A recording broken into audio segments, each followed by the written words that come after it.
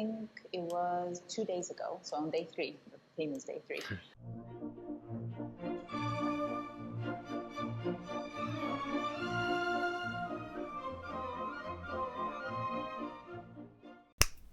Last week, you saw my very first conversation in Italian. After 1 month of studying, doing nothing but listening and reading, no textbooks, no courses, no lessons, no grammar, I started speaking and you saw the results. Now, lots of you left some very interesting comments on the video last week, but I thought in this video I'd give you my reactions to how I did last week and also point forward, because of course the project is not over. It's coming up at the end of the project. You're going to see me actually go to Italy, to a special location that is going to remain a secret for now, and you're going to see me actually using Italian and also getting tested to see what my level actually is, because remember, the ultimate aim of this project is to see where a focus on input in language learning gets me to. My focus coming into the week was basically one of, let's just see what happens. Like, I didn't feel any pressure really, simply because it will be normal for me to crash and burn, having not spoken before. So, like, you know, the bar was set fairly low.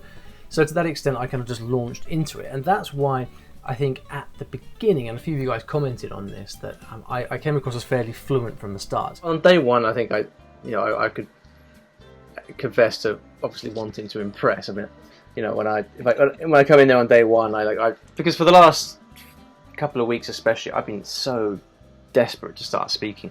I've all this Italian in my head from all this listening, but I haven't spoken a word. So when I come in on day 1, it's like a, you know.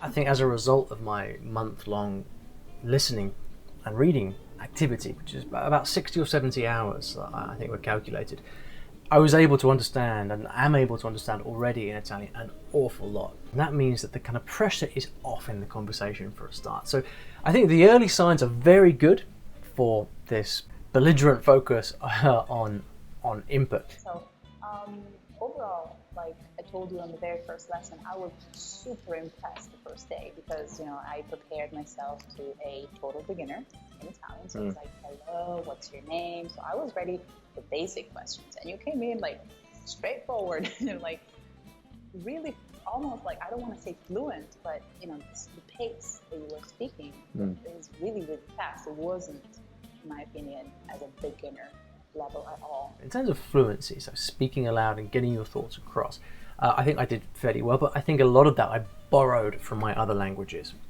You know, the fact that I can kind of launch into a sentence and see it through without stopping and thinking too much, for the most part, was because I've kind of trained myself to do that with the various sort of sentence patterns and thought processes that go into speaking a Romance language. So at the beginning, you know, it was fairly comfortable to speak. But what happened was, over the course of the week, I became very aware of when I was speaking something that was not Italian, and this hit me especially in the middle of the week, where I realized, okay, that word is Spanish, that's this, and you know, and I started to think to myself, okay, whereas on day 1 I was very happy just getting my point across and communicating, by the middle of the week I was already starting to think, you know what, I would really like to actually say this stuff properly with some accuracy.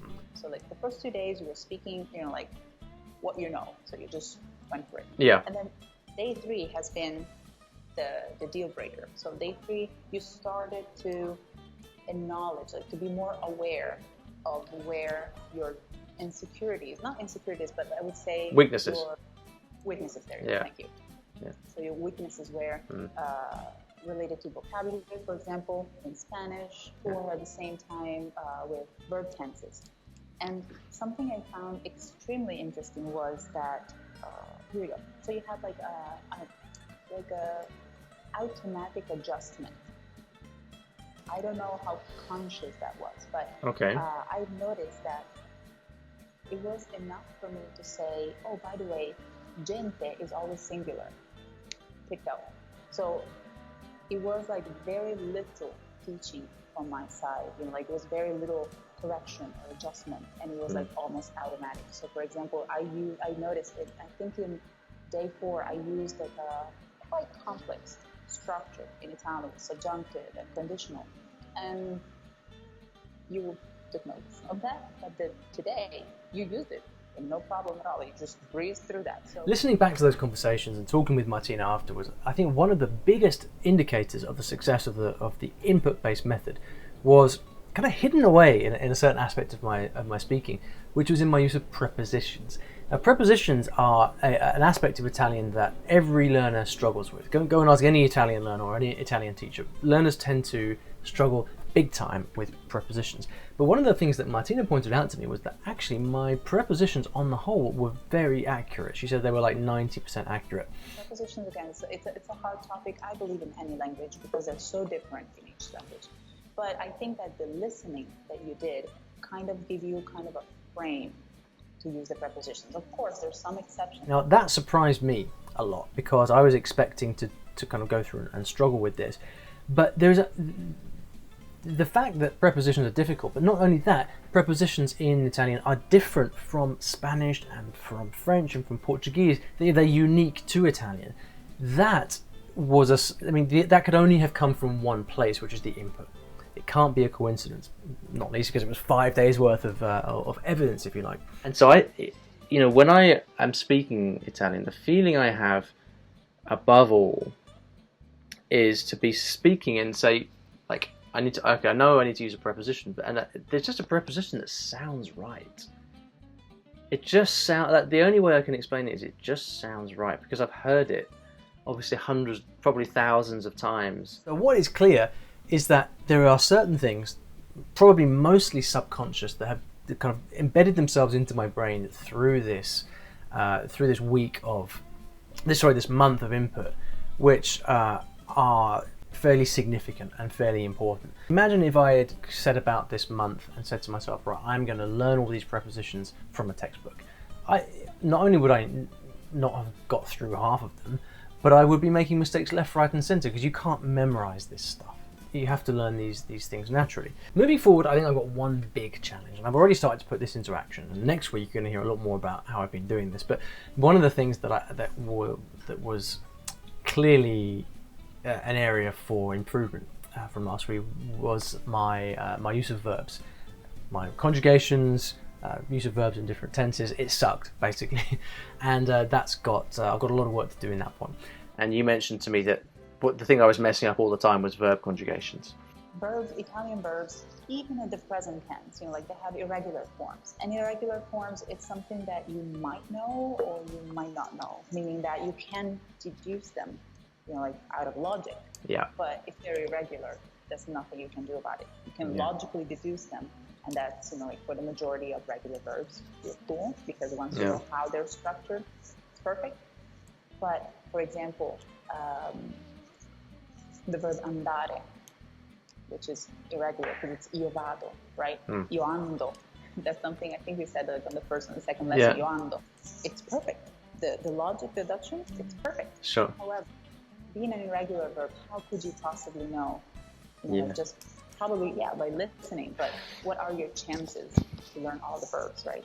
Yeah, exactly. And this is something I picked up on halfway through the last month, which is the fact that listening is like super powerful in so many ways, but the way I think listening, it's the limits of the utility of listening is where what I found is I got to a point where I could understand quite a lot and I could listen to like native level material and understand it, but of course the fact that you can understand something doesn't mean you can necessarily produce it. Now with prepositions, I don't know how to square that with prepositions. And why is it I got prepositions right but verb forms not? Well, I guess there's a limited number of prepositions combinations, right? Whereas with verbs, there's just tens of thousands of possible different combinations, and so like especially with irregular verbs. I mean, I remember like I didn't have the uscire form proper. I was saying uscio instead of esco, for example. And so that's the kind of thing that I would have, if I was listening to that, if I heard that verb when I was listening to a podcast, I'd recognize it. And I'd say, oh yeah, okay, I get that. Yeah, that sounds a bit like, he said esco, but it sounds a bit like usco. Okay, yeah, that's fine. But I'm not paying like complete attention to that. So when listening begins to need help from a more conscious form of study, I think, is in this case of these irregular verb forms. Moving forward, there is only really, I think 3 things I'm focusing on. First of all, more input. Some of you have asked, like, is the the input going to stop? No way, it's going to carry on very much. More speaking, my goal is now to speak every day for at least 30 minutes, mostly between 30 minutes to 2 hours of speaking a day now. I've got to speak a lot to start to just crystallize the stuff that's in my head. So more input, more speaking, and then a lot of focus now on verb conjugations and verb forms to start to get that kind of accuracy that I need. So there's a lot of work left to do, but I'm really excited about it, and I'm looking forward to, especially to my trip at the end of the project. So make sure you're signed up to my Italian only email list if you want to find out more about that, and there will be videos, there'll be lots of cool stuff. The link to that is in the description below. So yeah, thank you so much for your support and encouragement so far. It's kind of it's a difficult thing to be working on this day in, day out for months on end. I couldn't do it without you. Thanks again. Don't forget to subscribe to the channel. Leave me a comment below to let me know how you've been enjoying everything so far, or tell me to people tell me all kinds of things. Tell me whatever you want. Please do leave a comment below. Yeah, it's really encouraging for me to read them. See you next week for more detail about how I'm approaching this big problem of grammar and sorting out my verb conjugations, etc., etc.